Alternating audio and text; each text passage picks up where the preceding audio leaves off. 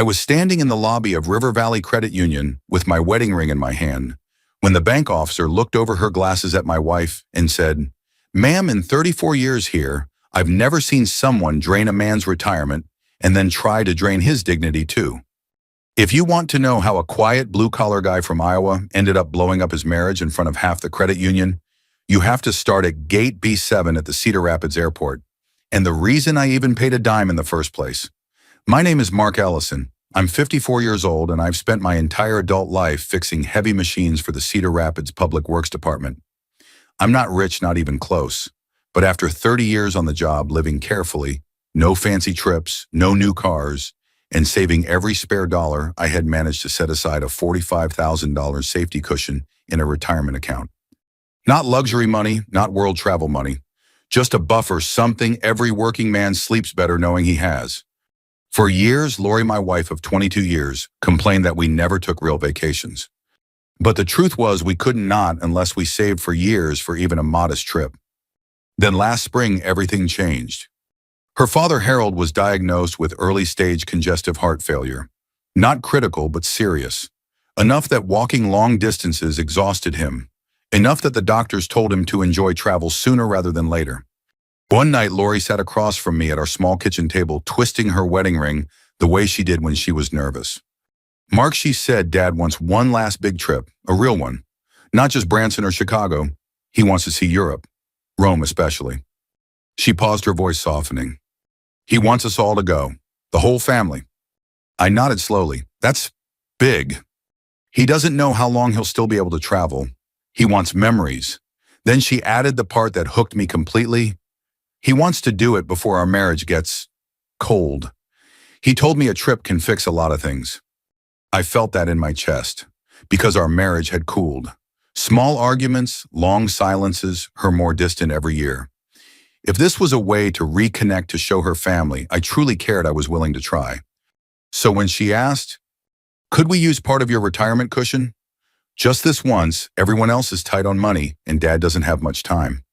I didn't say yes immediately, but I thought about Harold, a kind man, the only person in her family who treated me like a real son-in-law. This wasn't me treating the whole family. This was me giving him something while he still had the chance to walk cobblestone streets and taste real Italian coffee. So I said, "We'll use some of it, not all." But here's the part Lori conveniently left out until later. Somehow some became most, and by the time the travel agency finalized everything, the total hit $45,000, not because I was blindly spending, but because I was told. The package was all or nothing. They needed everything booked together for medical accommodations. Her family couldn't swing their share, and Harold wouldn't get another chance. I told myself it was okay. I was doing something meaningful for him, for her, for us. So yes, I paid most of the cost. Not because I was stupid, but because I cared. And because I believed the story Lori fed me. And somehow, that made the betrayal at the airport even sharper. The morning of the flight, I hauled 3 suitcases to the truck. 2 of them weren't even ours. Harold's breathing was heavy, and I didn't want him lifting anything. I didn't resent it. I was doing what any decent man would do. At the airport, the terminal echoed with that flat, familiar announcement tone. "Flight 247 to Rome now boarding at Gate B7. The wheels of the suitcases clacked on the tile floor. Lori and her family walked ahead of me, excitedly talking about gelato and gondolas. I lagged a few steps behind, holding 2 heavy suitcases in my hands, one strap cutting into my shoulder. Then Lori turned with a bright, practiced smile. "Mark, funny thing." I hated that tone instantly. "What's funny?" She gave a small laugh. "I forgot to pay for your ticket." I stared at her. "What do you mean, forgot?" She shrugged. "When I added all the family tickets, I thought yours processed later. But the system must have canceled yours.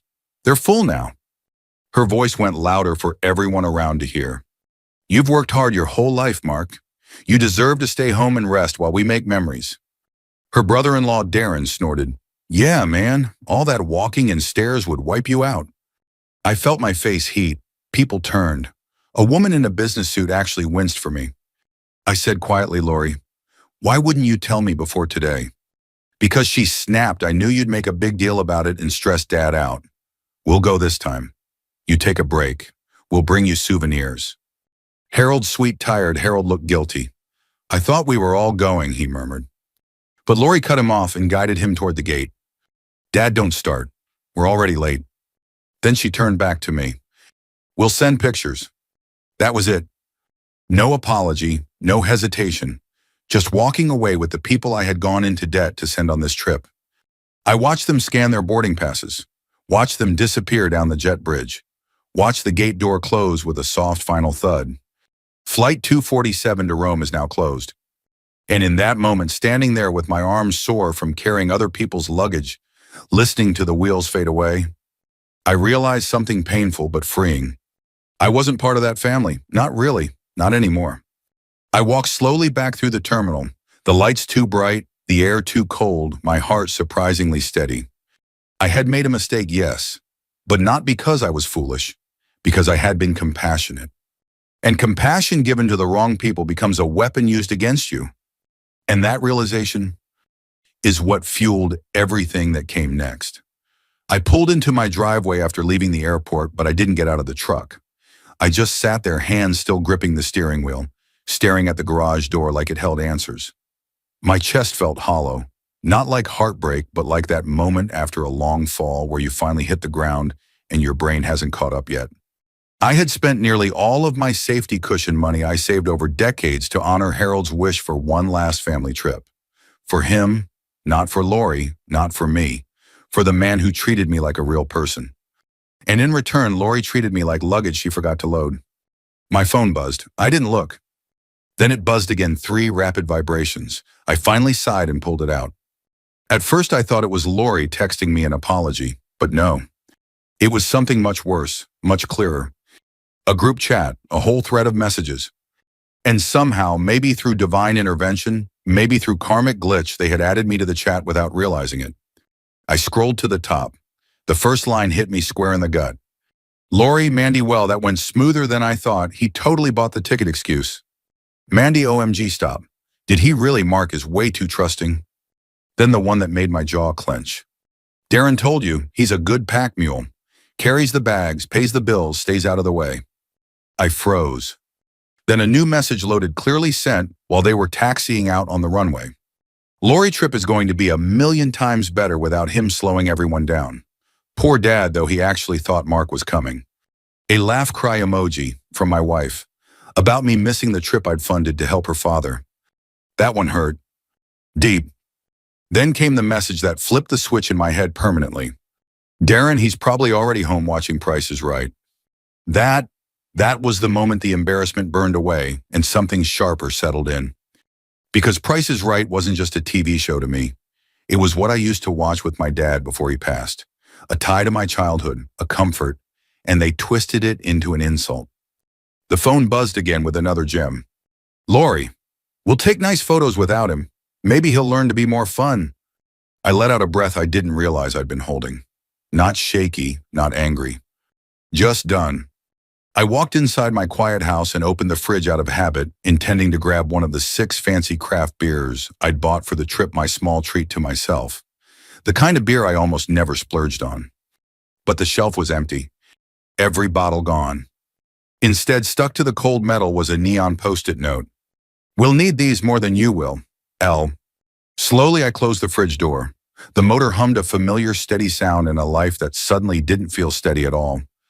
I sat down at the kitchen table, the same spot where Lori had convinced me to use my retirement savings for her dad.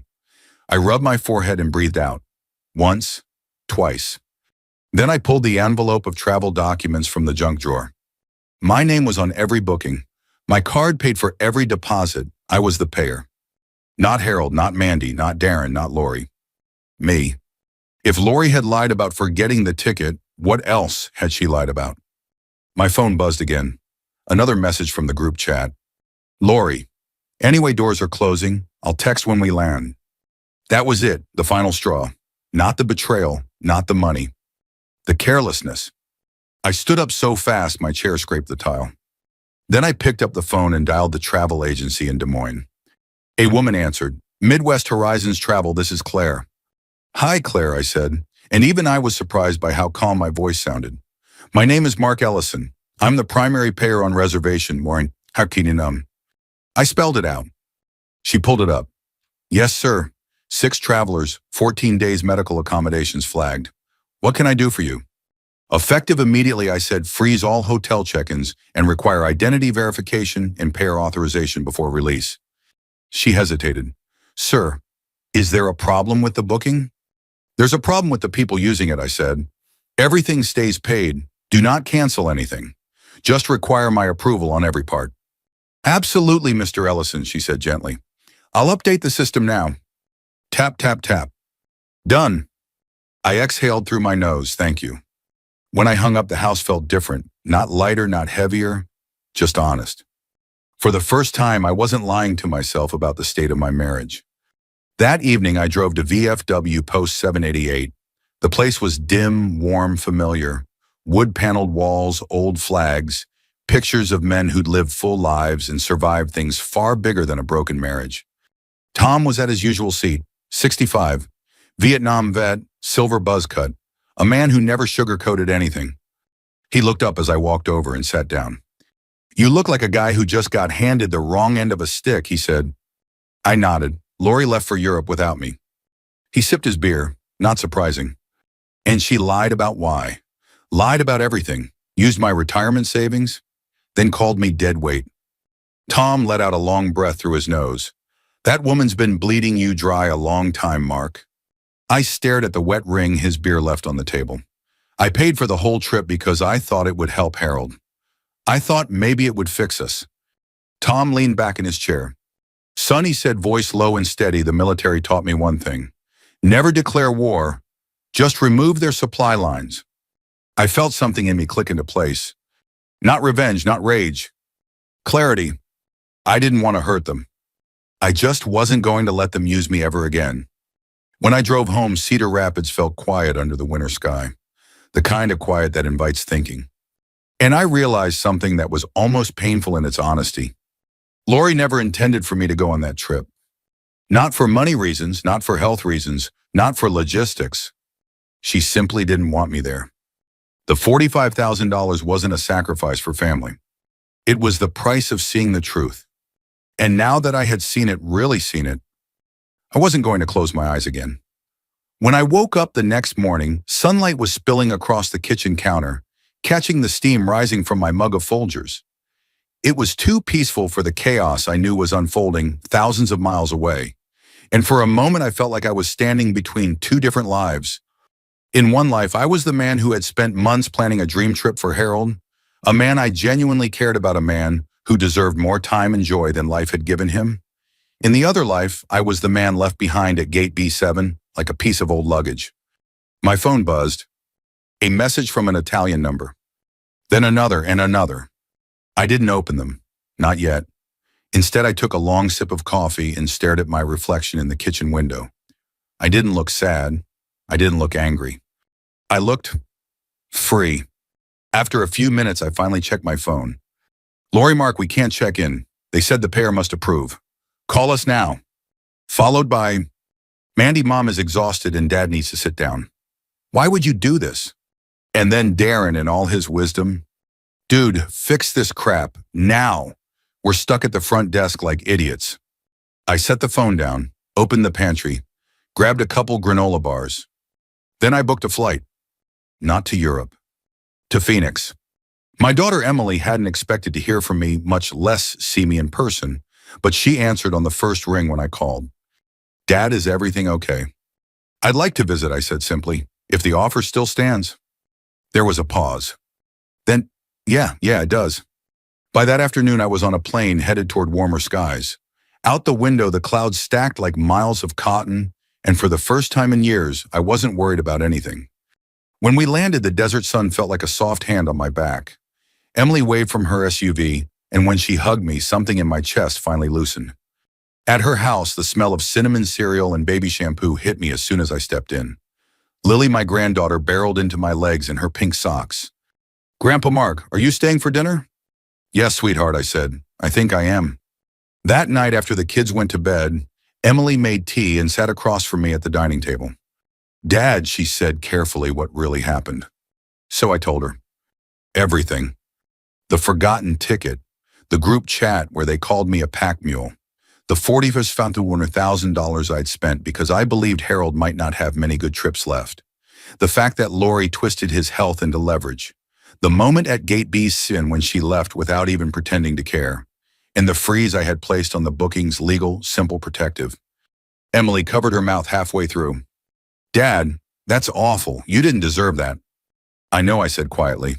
But I didn't do this to get back at them. I did it because I finally saw the truth. She leaned forward. Good, because they hit you where it hurts most, your heart and your savings. You didn't swing back. You just closed the door. That's all I wanted. I paused, then added, and to help Harold. He didn't deserve any of this either. Emily nodded. Grandpa Harold always treated me kindly. I'm sorry his last big trip is turning into a mess. The next morning, while Emily made pancakes, my phone lit up again. Voicemails this time. First, Lori voice sharp and frantic. Mark, the hotel in Rome says they can't check us in. They're demanding identity verification. Dad is tired, Mom is hungry, and this is your doing. Second voicemail, Darren yelling in the background. Third voicemail, Harold sounding weary. Mark, I don't know what's going on, son, but I'm sure you had your reasons. We'll figure it out. That message cut deeper than all the others. Because he didn't deserve this. Because he still called me son even after everything. But one man couldn't carry 5 others forever. Later, when the kids were napping, I finally opened the photo messages. The first picture showed Darren wearing the same gray t-shirt he had worn on the flight, now wrinkled, sweaty, and clearly 2 days old. His caption, "They lost my luggage. Fix this." The second picture showed Lori's mother sitting on a bench near the bus stop outside the Rome airport, eating a plain €8 sandwich, tears smudging her mascara. The caption from Mandy read, "We didn't come all this way for this." The third picture, well, that one made me chuckle. Lori had posted a glamorous-looking selfie to her Instagram story with the caption, "Living my best life in Venice." But behind her in the mirror, the reflection showed a cracked hostel wall, a metal bunk bed, a suspicious-looking cockroach near a vent. She tried to crop it out, but failed. I took a sip of Emily's coffee and raised an eyebrow. So this was the dream trip I'd supposedly ruined. The final message wasn't a picture. It was a bank alert. A large pending charge attempted by Lori, hundreds of euros converted to dollars blocked due to the account hold. My jaw tightened until I saw something else. A tiny transfer sitting right above it. From me to Emily. $500 for the grandkids' college fund. Love, Dad. I'd forgotten I'd done that before flying out. Seeing it there small, honest, meaningful next to Lori's frantic spending attempt, it was like looking at 2 versions of myself. The man who kept giving until he had nothing left. And the man who had finally chosen something for himself. That evening, Emily sat next to me on the couch as we scrolled through old photos of her childhood. She leaned her head on my shoulder, something she hadn't done since she was a teenager. Dad, she murmured, I'm proud of you. You finally stood up for yourself. I didn't stand up, I said softly. I just stopped letting myself be stepped on. She squeezed my hand. That's the same thing. Meanwhile, my phone kept buzzing from Italy. Texts, voicemails, voice notes. I ignored them all. Not to be cruel, not to punish. Because for the first time in years, I wasn't responsible for cleaning other people's messes. Their trip was falling apart. Their plans were unraveling. Their entitlement was backfiring. And I was sitting on a couch in Phoenix with my daughter leaning against me, watching my granddaughter draw pictures of stick figure families. For the first time in decades, I felt like my life was mine again. By the time I flew back into Cedar Rapids 2 days later, the cold Iowa wind hit my face like a slap. But unlike before, when I stood alone outside Gate B7, feeling humiliated and discarded, this time I felt steady, rooted, clear. My phone vibrated nonstop from the moment the plane touched the runway. 8 missed calls, 3 new voicemails, and more than a dozen texts, every one of them from Lori, Mandy, or Darren. Lori Mark, the Florence Hotel, kicked us out. They said the payer froze the booking. Call me now. Mandy, Dad's exhausted. We've been on buses all day. Fix the authorization or you'll regret it. Darren, dude, come on, we're stuck again. This is childish. They weren't asking. They were commanding. Like I was still the pack mule they joked about in their group chat. I closed the message thread, sat back in my truck. Let the heater warm my hands. The next stop wasn't home. It wasn't to talk to Lori. It wasn't to argue or fight. It was to protect myself fully, finally, and legally. So I drove straight to Lynn County Courthouse to meet with the attorney Emily recommended, Rebecca Hollis. Rebecca was in her mid-50s. Sharp eyes, no-nonsense haircut. The kind of woman you don't lie to because she'll see right through you before you finish your sentence. She shook my hand firmly. Mr. Ellison, sit. Tell me everything. Don't leave out the ugly parts. So I did. The $45,000 family trip I thought I was paying for Harold. The emotional manipulation Lori used. The forgotten ticket. Gate B7. The group chat where they called me dead weight and a pack mule. The post-it note on my empty craft beer shelf. The freeze I placed on the bookings. The meltdown in Rome. The hostel. The €8 sandwiches. The escalating panic. The escalating expense attempts. The bank alert showing Lori trying to pull more money. By the time I finished, Rebecca's lips were pressed into a thin line. Mr. Ellison, she said, you didn't cut your wife off. She cut you out, legally, emotionally, financially. I'm starting to realize that. Good, because what you're describing isn't just disrespect. It's exploitation. She tapped her pen on the desk. I see this pattern all the time. One partner plays frail or helpless until money appears, then suddenly they're fine. I blinked, so I'm not crazy. Oh, you're the opposite. You're finally sane. She folded her hands. Let's talk next steps. We spent almost an hour laying out documentation, receipts, screenshots, withdrawal history. Lori's unauthorized $6,000 personal use transfer from the retirement account done without my permission. Rebecca looked up. That's financial misconduct, and in Iowa that matters. So what happens next? We secure your accounts. You don't confront her yet. You keep everything clean and legal. She paused. Do you understand me, Mark? No emotion, no yelling, no big speeches, just protection. I nodded. That's the only thing I want. On my way out of the courthouse, I felt something I hadn't felt in years. Control. Not revenge, not anger, not spite. Just control over my own life. And that feeling carried me straight to River Valley Credit Union, where everything had begun. The lobby was warm compared to the cold outside. People were scattered around the waiting area, an older couple filling out a deposit slip, a teenage girl counting cash from her first job, a man in overalls reading his phone. Life, normal life. I walked to the counter and asked for Nancy Norwell, the senior accounts officer who had helped me with the retirement withdrawal weeks earlier.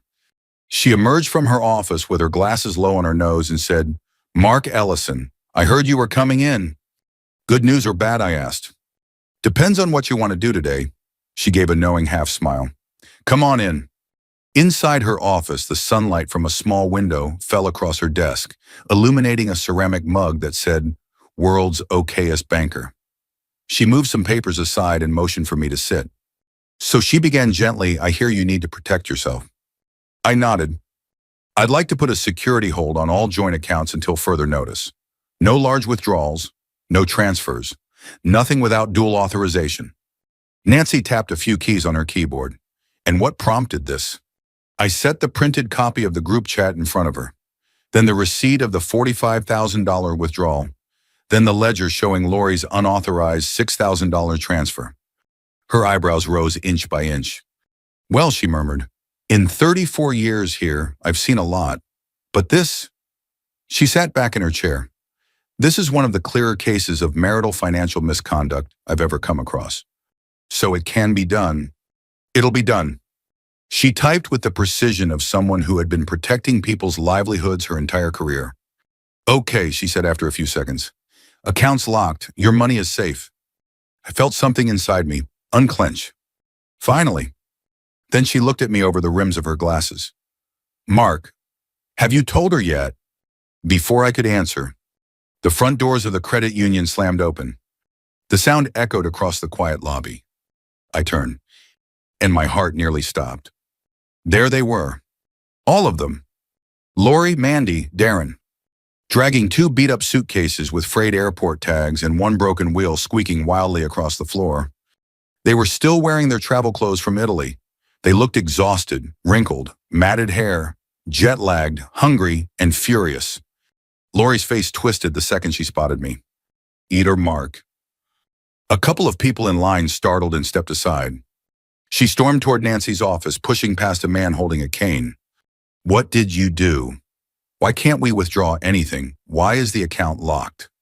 Nancy stood calmly. Ma'am, please lower your voice. But Lori was beyond reason. You sabotaged our entire trip, she screeched. We slept in a hostel.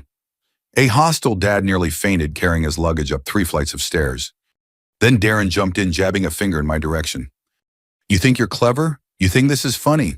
We lost Harold's medication in the shuffle because we had to change hotels. My chest tightened. Harold's medication, the one he kept in his carry-on. Wait, I said sharply. Where was his bag? Lori snapped. Airport held it because the booking was frozen and some idiot switched his bag tag. We spent hours trying to find it. I froze. I had frozen the bookings, yes, but I hadn't touched their luggage handling. So who switched the bag tag? Her silence told me everything. She had made that part up. Another lie, another manipulation. Even now, even after everything. Nancy cleared her throat. Mr. Ellison, do you want to continue explaining what we discussed? Please, I said quietly. So Nancy addressed Lori, Mandy, and Darren directly.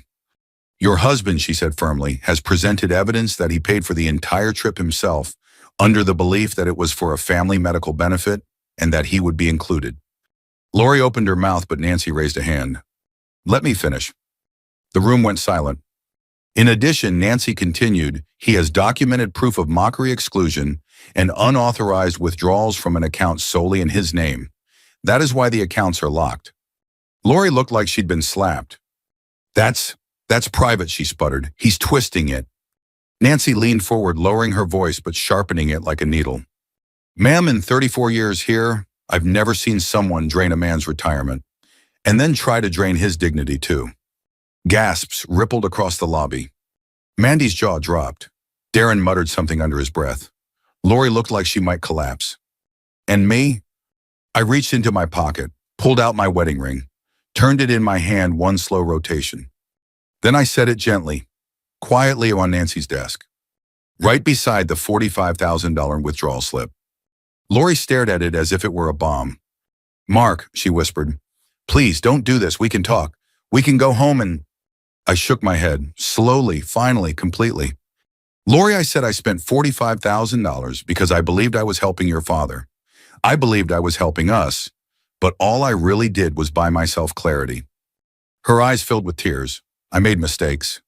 Mistakes, I said softly, don't usually come with laughing emojis. She covered her mouth. I turned to Nancy. Thank you for everything. Then I turned toward the exit and walked out of River Valley Credit Union into the cold Iowa air that had never felt cleaner. Not once did I look back. When I stepped outside the credit union, the cold hit me harder than before, but it didn't sting. It felt honest, like the kind of winter air you breathe in after a long storm has finally broken. I walked to my truck, opened the door, and sat there for a moment without turning the key. Across the parking lot, I could still see the automatic doors of River Valley sliding open and shut. I imagined Lori inside crying, sputtering, maybe yelling, caught between anger, humiliation, and the realization that she no longer controlled the narrative. But that wasn't my concern anymore. For the first time in years, she wasn't my responsibility. I started the engine, feeling the familiar rumble of my old F-150, and pulled out of the lot. The radio was off. The world was quiet in a way I hadn't known it could be. The roads looked different. The city looked different. Hell, I felt different. Free, clear, steady.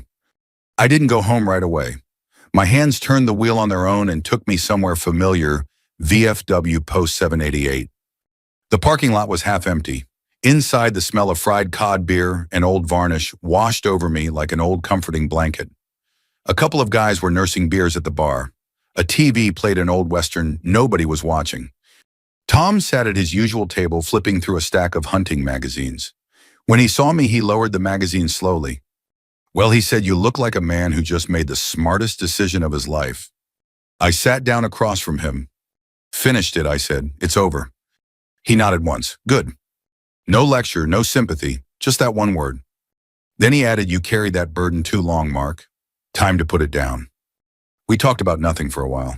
The Hawkeyes, the weather, the price of gas, ordinary things, real things. Things I'd missed while spending years trying to manage someone else's emotions. Eventually, I drove home. The house was quiet, truly quiet. Not tense quiet, not resentful quiet, just peaceful. I walked to the kitchen counter and saw the small silver bracelet I'd planned to give Lori on the trip. Funny how it looked like it belonged to someone else's life now. I held it for a second, then set it gently back down. I wasn't angry at the bracelet. I wasn't even angry at Lori anymore. What I felt was closer to gratitude. Because that $45,000 trip that never happened for me, it gave me clarity no conversation ever could. I made myself a simple dinner grilled cheese and tomato soup, then sat at the kitchen table, the same spot where I had once believed I was saving my marriage. Now I was saving myself. My phone buzzed on the counter. A new message from Lori. If you don't talk to me, I'll tell everyone you've been unstable for years. This isn't you. You need help. I stared at the message. The old me would have answered, explained myself, defended myself, begged to be understood. The new me pressed delete, not out of cruelty, out of self-respect. I wasn't going to argue with someone who rewrote reality to fit her convenience. I washed the dishes, turned off the kitchen light, and went to sleep. That night was the first time in 22 years I slept without feeling a knot in my chest. The next morning, sunlight peeked through the blinds. I brewed coffee and opened the window just enough to let the crisp air drift inside. My phone buzzed again. A message request from someone I didn't know. The sender's name was Luca Moretti. The profile picture showed a young Italian man in a hotel uniform. My stomach tightened. I tapped open the message. Mr. Ellison, the message read, I work at Hotel Valentina in Rome. Your name was on the reservation, so I felt it appropriate to send this. I hope you are well. Below the text was a video file. For a moment, I hesitated. Then I pressed play. The video was taken from behind the front desk at a hotel. The camera angle was fixed security footage, but the audio was clear enough to hear everything. Right away, I saw them. Lori, Mandy, Darren. All three looked exhausted.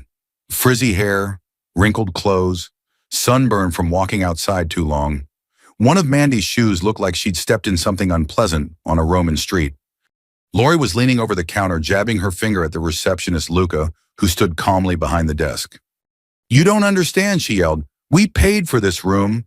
Our father-in-law is sick. We're not sleeping in another hostel. The receptionist kept his tone polite. Signora, we understand, but the reservation is locked. The payer must approve check-in. Darren slammed his passport on the counter. Do you know how much we paid for this? You could hear the entitlement dripping off the word we. Luca didn't flinch. Instead, he tapped a few keys on his computer, then gently turned the screen toward them. Zoomed in. Was my name. Payer Mark Ellison. Lori's face drained of color. The receptionist, clearly holding back his irritation, straightened his tie and looked directly into the camera, right into the lens as if speaking to me. Actually, sir, he said to Darren, you didn't pay anything. A Mr. Mark Ellison paid. Then he delivered the line that I wasn't prepared for. And he asked us to tell you, enjoy the hostel. Behind Lori, two tourists walking by snorted with laughter. Someone whispered, oof! Mandy covered her face with her hands. Darren stared at the screen like it had personally betrayed him. Lori looked like her bones had turned to dust. The video ended. I didn't laugh. Not loudly anyway. Just a small huff of disbelief, and maybe relief. Because it wasn't about revenge anymore. It was about truth, reality, consequences finally landing where they belonged. I set the phone down on the table next to my coffee mug and let out a long breath. It felt like exhaling 22 years in a single moment. I walked to the mailbox later that afternoon. Inside was the usual stack bills, a grocery store flyer, and a letter from Emily. But tucked among them was a drawing in crayon. Stick figures holding hands under a bright yellow sun. Me, Emily, her kids. On top in wobbly handwriting, Grandpa Mark is happy. I taped it to the refrigerator right at eye level. And for the first time in decades, it felt true. That evening, I sat on the front porch with a cup of coffee watching the neighborhood kids ride scooters down the sidewalk. A golden retriever barked somewhere down the block. A neighbor waved as he pushed his trash bin to the curb. Normal life, Beautiful life. A life I had been too busy trying to fix someone else's happiness to enjoy. The sky was turning orange when I finally said the words out loud quietly but firmly. I used to think silence was weakness. Turns out, when you've got the receipts, silence is the loudest revenge of all. If you're listening to this and you're over 55 and someone ever made you feel small or useless or invisible, I want you to hear this. You're not, you never were, and it's never too late to take your life back. If my story meant something to you, stick around. Next week, I've got another one, this time about a widow, a greedy stepson, and a life insurance policy worth $320,000. You won't want to miss it.